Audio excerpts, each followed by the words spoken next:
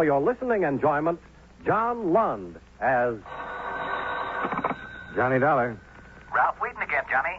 I'm glad I caught you before you left. Oh, there's almost 2 hours before my plane leaves. What's on your mind? Another cable came in from Manila just now. The amount taken in the burglary is roughly $75,000. That's dollars and not pesos? Dollars. And they mentioned that a clerk has dropped out of sight. Oh, a native? An American. His name is Blake, Daniel Blake. Blake. All right. Well, that's all so far. What's your hotel in Manila? Do you know yet? Yeah, the Hotel Tondo. Tondo. Good. I'll get word to you there if I learn anything you can use. Good luck on the trip.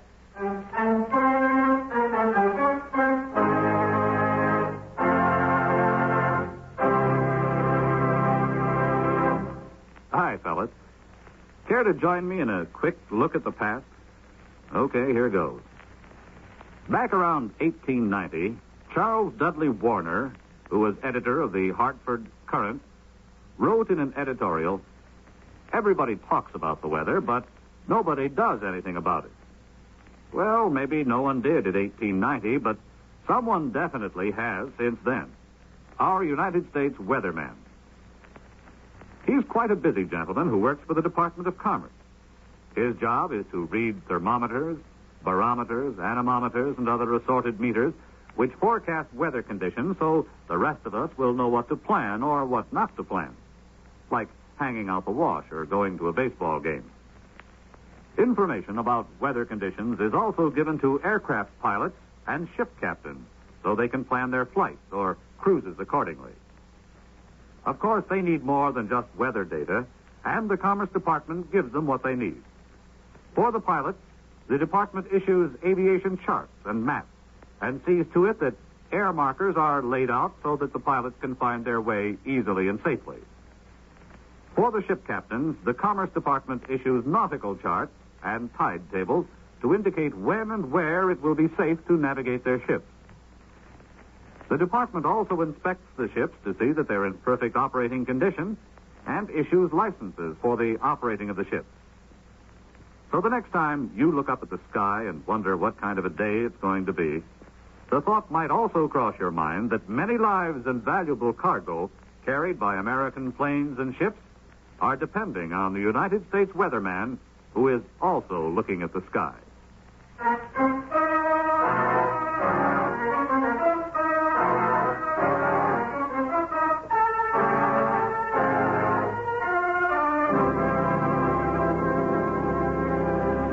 Expense account submitted by Special Investigator Johnny Dollar to Home Office, Columbia All Risk Insurance Company, Hartford, Connecticut. The following is an accounting of expenditures during my investigation of the Woodward, Manila matter. Expense account item 1, $1,188.75. Airfare and incidentals between Hartford and Manila.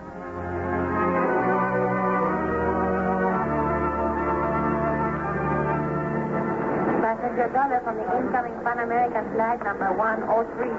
Will you go to the ticket office, please? Passenger Dollar from the incoming Pan American flight number 103, please. Will you go to the ticket office? Yes, sir. My name is Dollar. I was being paged. Oh, yes. These gentlemen are waiting for you. This is Mr. Dollar, sir. Oh, yes. I'm Floyd McDonald, Mr. Dollar, local manager for the Woodward Company. Oh, how are you? And this is Mr. Irving Morgan, my assistant. Mr. Morgan? Glad to meet you.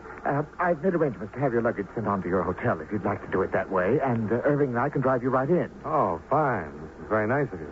Well, I know how it is. At least I don't want to bother with the details after a long flight like that. If you will give me your luggage check, sir. Oh, yeah. I have them right here. Thank you. Well, that's all, I think. The car's right outside. We can give you the details of the burglary on the way in. Flight 11.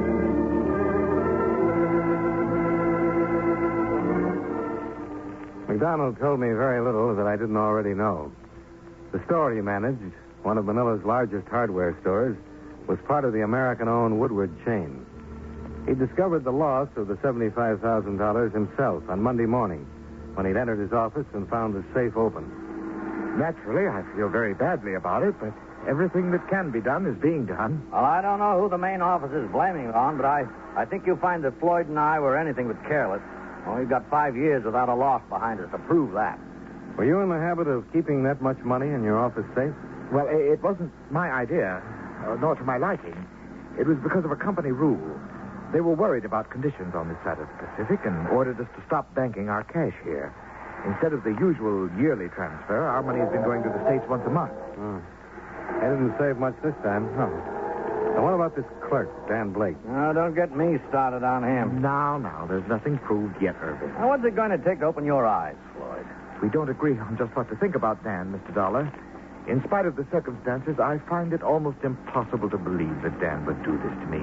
Well, could he have done it? Of course he could. He had access to the office. Yes, that's true, but I can't forget that he was a very good friend of mine. He was like a son to me. Was he in any trouble that you know of? Owe any money? I hadn't heard of anything. Well, he's been out of sight 4 days now. What kind of a search has been made for him? I understand the police have been working very hard.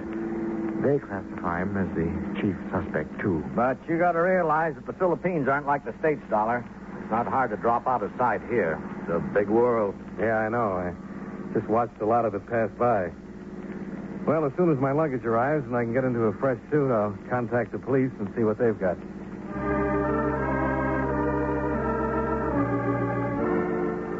Expense account item 2, $350, including tip. A pitcher of gimlets delivered to my room. While I waited for my baggage to arrive, I relaxed in front of a window. My hotel was 2 blocks back from Manila's Great Bay, in a section called El Puerto.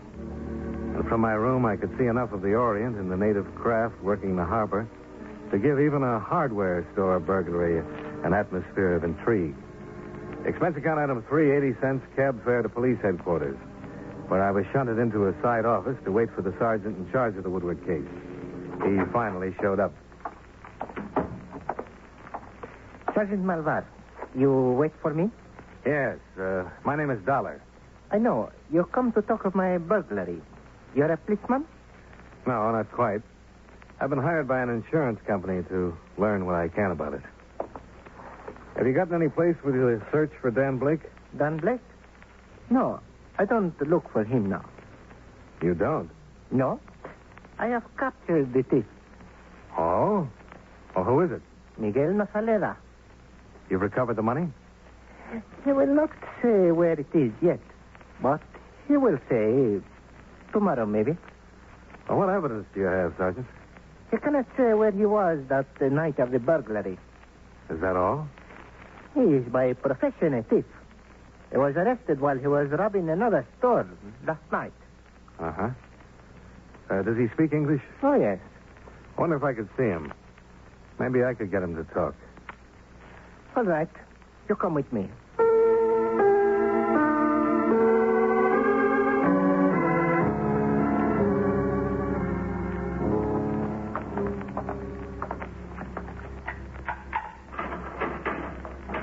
You don't stay long. Only 5 minutes. That's good enough. Miguel? Who you? Why you come here? How old are you, Miguel? 50. Where do you work? No work. I get hurt in bombing. No work. Do you have any children? See. 2 daughters. Where do they work? Does either one work at the Woodward hardware store? Work in prison. Both work in prison. Sergeant Malvar says that you stole some money from the Woodward store. No. You make it easier for yourself if you tell the truth and give up the money. I don't got money. If I got money, then why I steal 5 pesos from auto place? Why? You tell police why. If I got lots of money, why I steal a little more? Why? Because I don't got lots of money. Well, that's good enough for me, Miguel. Sorry I took up your time. You don't stay long. I think he wants to sleep. What would he say to you? That he didn't do it. Bah. And that if he has, you wouldn't have caught him stealing 5 pesos because he wouldn't have needed it. He need a kick in the head for his life.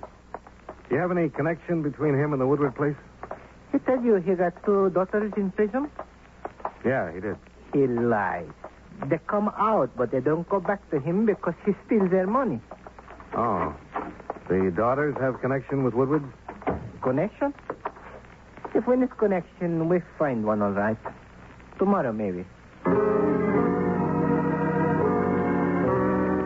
I had an idea Sergeant Malvar's philosophy reasoned that it was a lot easier to grill the prisoner than it would be to continue the search for Blake. But I left him to his own devices and cabbed to the Woodward store. I was told that neither Floyd McDonald nor Morgan were in, but that a secretary would help me.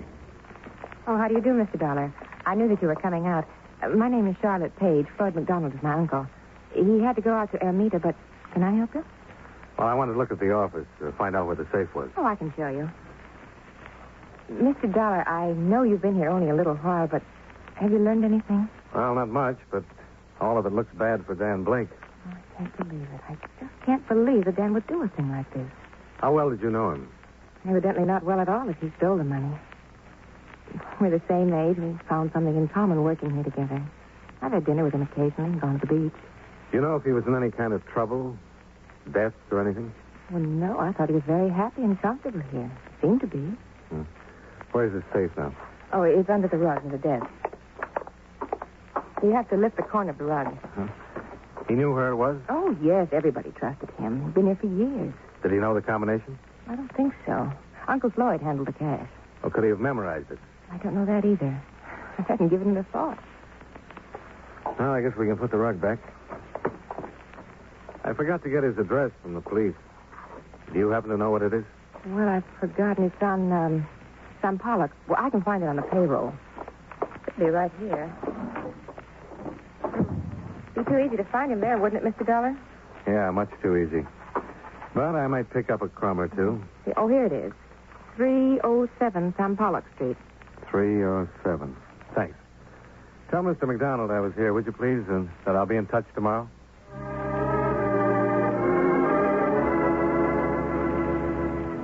There was a fair biography of Dan Blake in his rooms. I learned that he was born in Duluth, Minnesota, 26 years ago, that his father wrote him occasionally, that he'd sailed with the Merchant Marine during the war and had made a few inter-island trips after that. I made a list of the places he'd visited, but that was all I could do for that day. It wasn't until the next morning that I went to police headquarters and waited again for Sergeant Malvar. Oh, you come back again. We do very good without your help. Well, pardon me, I don't want to butt in.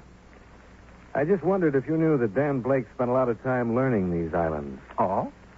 Did you know that he spent some time in San Jose, on Mindoro, and on Marinduque, and in Palo and Leyte? I did not know. Well, I might pay you to check those places. There are more, too. From here, clear down to Mindanao. The search is finished. What do you mean? Dan Blake has been found.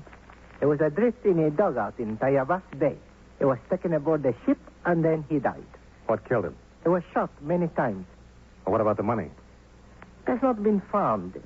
Not yet. Yeah, sure. But maybe tomorrow.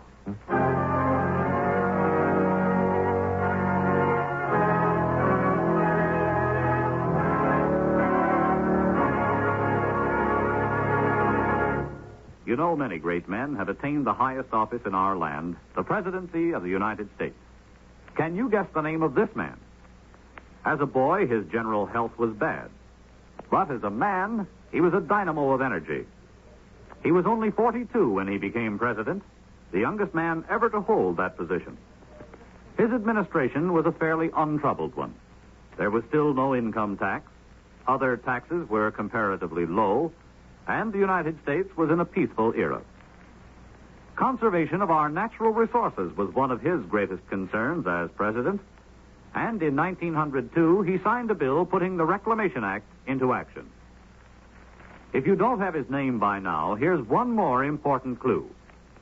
During his administration, work was begun on the Panama Canal. Who was he? Theodore Roosevelt, 26th President of the United States.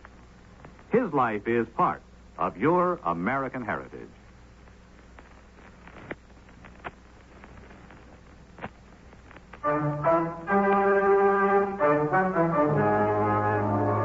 And now, with our star, John Lund, we bring you the second act of Yours Truly, Johnny Dollar.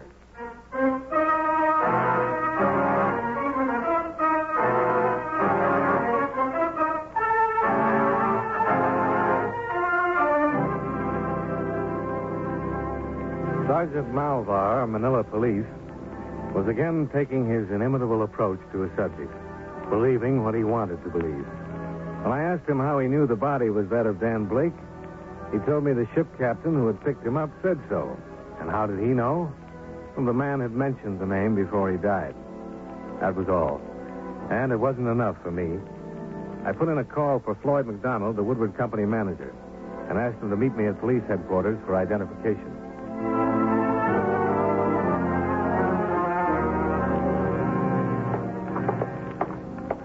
When did this develop, Dollar, and why wasn't I notified? Nobody was notified, Mr. McDonald. Sergeant Malvar was playing it close to his chest. Where is this Sergeant Malvar? He didn't tell me where he was going. He left word that we could look at the body and then left. My name is Dollar, Corporal. See, you go in. Thanks.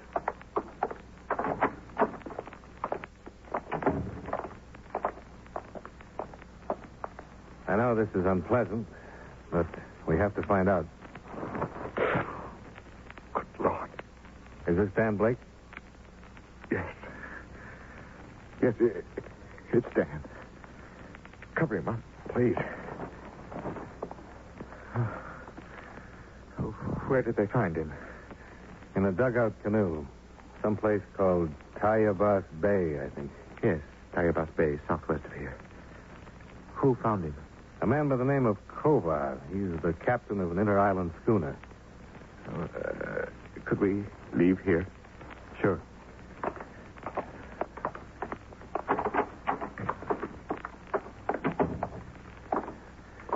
What happened? Do you know? Well, not firsthand. He'd been shot in the back 4 times. He was alive for a short time after Captain Kovar picked him up. And the money hasn't been found. I see. Then there's no explanation yet. Well, not that I know of. The schooner is anchored offshore just south of the Pasig River. You know where that is? Yes. You're going out with the ship? Yeah, I'd like to talk to this Kovar. I guess I can hire a boat to take me out there. Well, I'll drive you down to the docks. As a matter of fact, I'd like to go with you. Oh, it's a good idea if you have the time. I'll take the time. That's my car. There.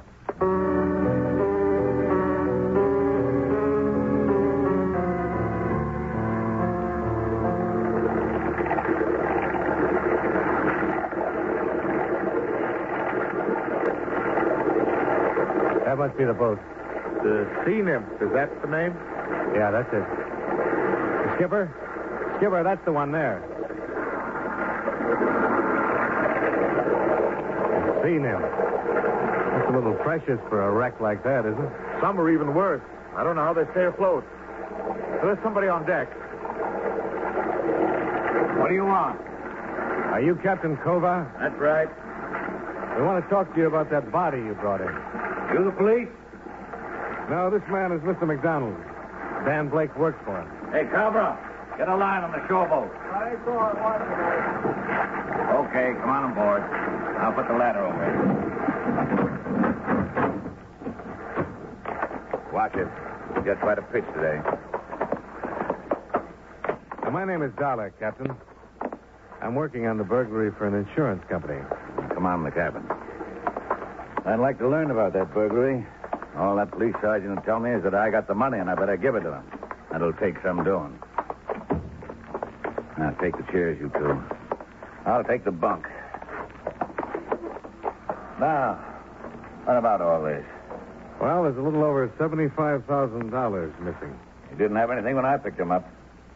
He was in a dugout canoe, huh? That's right. Looked like a Moro craft to me. Oh, I see what you mean. It was empty. I looked it over. How long did he live? 15, 20 minutes, maybe not that long. I don't think taking him aboard did any good, but I didn't know the shape he was in. Did he say anything about the shooting? Nothing I could understand. What did he say? I told you I couldn't understand. Just some noise. Oh, but you were able to understand his name.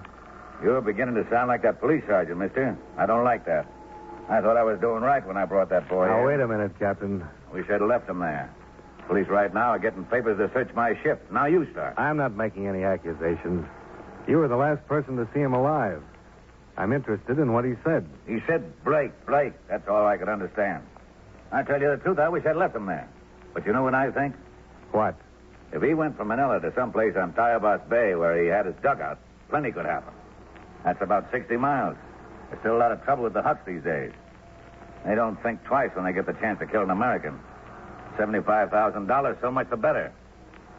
What do you think, Mr. McDonald? Well, it's certainly a possibility. I didn't bother questioning the crew. I knew that Sergeant Malvar, if he hadn't already, would take care of that when he returned to search the schooner. I spent the rest of the morning and part of the afternoon in routine legwork on the case, and at 4 o'clock I got the sergeant's report. He hadn't found the money. However, my legwork had uncovered an interesting point. Floyd McDonald was up to his neck in personal debts. I didn't think of the point, so I waited until his assistant, Irving Morgan, had gotten to his home.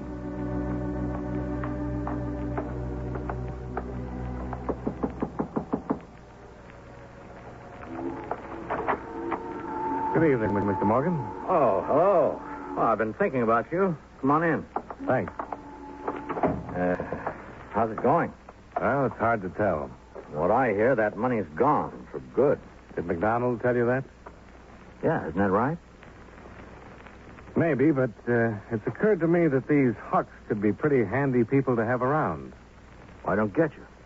Well, when a killing outside the city can't be explained any other way, it's marked off to the Hucks. Well, you don't think they shot Blake? Well, I'm not as sure of it as everybody else seems to be. Well, just what do you mean, Mr. Dollar? How much did you know about McDonald's personal life? Why, I see him socially, if that's what you mean. We're good friends. Does he owe you any money? Well, it seems to me that's a very personal question. Well, I have to ask that kind once in a while. I've learned that McDonald owes a lot of money to a lot of people. 1,000 here, 1,500 there. Loans, gambling debt. He'd be ruined if this became common knowledge, Mr. Dollar. He'd lose his position, everything. How far do you think McDonald would go to save himself? Are you telling me you think Floyd arranged this theft? Well, it's something to think about. And killed Blake? Oh, no, he didn't. You're sure? Why, he couldn't have. He's not that kind of man. He's desperate, yes, but he'd never do a thing like that. Would he be at home now? No, I don't think so. It's only 7. He usually has dinner at the club. What club? The Merchants Club. Oh, Mr. Dollar, don't question him down there. Wait till he gets home. All right. And I can count on you not to tell him I'm waiting for him. You certainly can. I want to stay as far away from this as possible.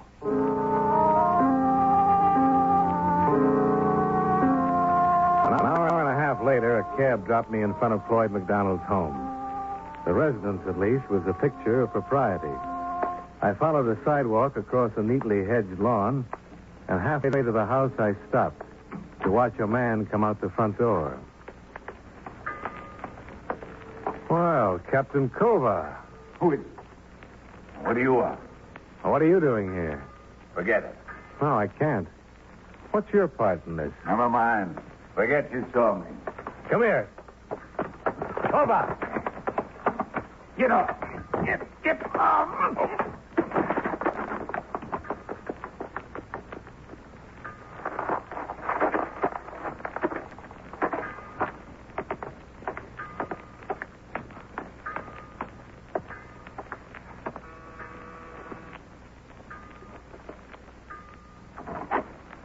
Oh, now you. Well, I didn't expect this. You live here? Yes. I came to talk to your uncle. Is he here? No. And Captain Kova was with you? Yes, Captain Kova was with me. You're hurt. What did he do to you? He hit me. Why? Because he's insane. He thought he had to hit me. He wanted the money, and I gave it to him. You gave him the money? All of it, every penny of it. I didn't want it anymore. Well, that's not what I mean. You were holding the money for Dan Blake? For us. We were together. Kova earned it from Dan before he died. Yes. Dan kept calling for me when he was dying, and Captain Kova thought he was blackmailing me. I thought I gave him the money to keep him quiet. But I didn't. Dan and I tried to get away from this place. Have a life of our own. We tried. Now, I don't care what happens to me. Where's the telephone? Through that door, but you don't have to. I'll go to the police by myself. I just wanted to wait until Uncle Floyd got home. I'm not worried about your personal problems, Charlotte. That's not my job. Kova and that $75,000 is all I want.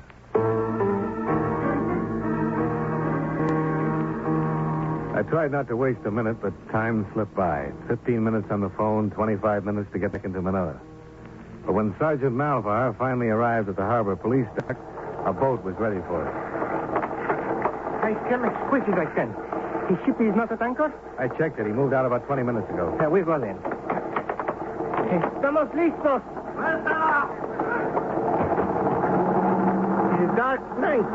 What if we don't find him? Well, he don't get out of the bay. Bosnia's corregidor right now waiting. The girl, she was accomplice? Well, she held the money, so if he was picked up, you couldn't prove possession. She was going to meet him later. The hook shoot him? That's what Kovac told her. No, but the hook don't kill them. What's that? The police doctor, he said bullets don't kill Blake. Blake choked to death. The Kovac killed him to learn secret. I think we can prove that, Sergeant. Can we get any more speed out of this thing?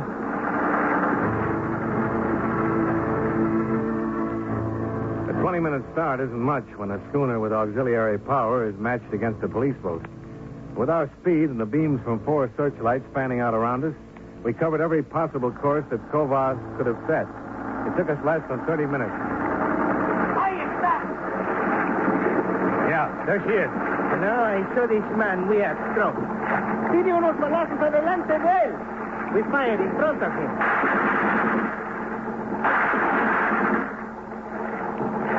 That's slowing him down. He cursed me, that man, when I searched his ship. Now Sergeant Malvar, he calls back. Fuego!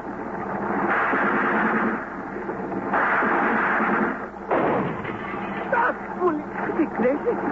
Maldito sea, one of our lights. He is crazy, but he don't get away. We move him right now and go on board. Vamos a abordarlo!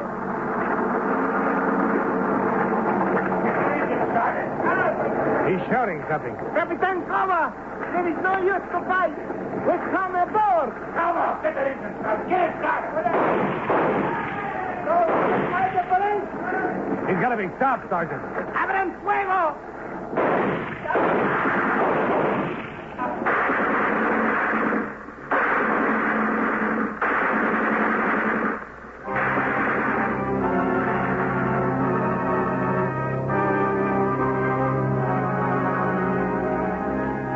Expense account item 4, $230. Blanket item covering hotel, transportation, etc.